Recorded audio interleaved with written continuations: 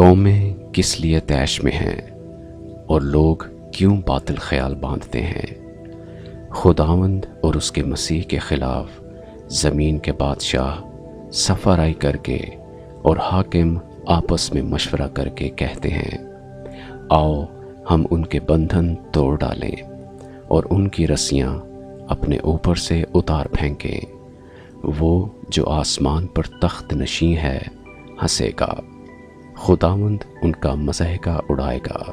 تب وہ اپنے غضب میں ان سے کلام کرے گا اور اپنے قہر شدید میں ان کو پریشان کر دے گا۔ میں تو اپنے بادشاہ کو اپنے کوہ مقدس سیون پر بٹھا چکا ہوں، میں اس فرمان کو بیان کروں گا۔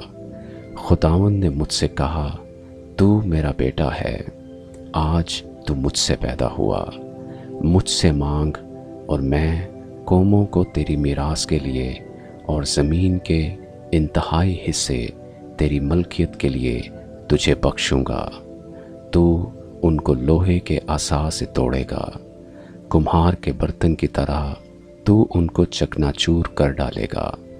بس اے بادشاہو دانش مند بنو، اے زمین کے عدالت کرنے والو تربیت پاؤ، ڈرتے ہوئے خداوند کی عبادت کرو، کانپتے ہوئے خوشی مناؤ۔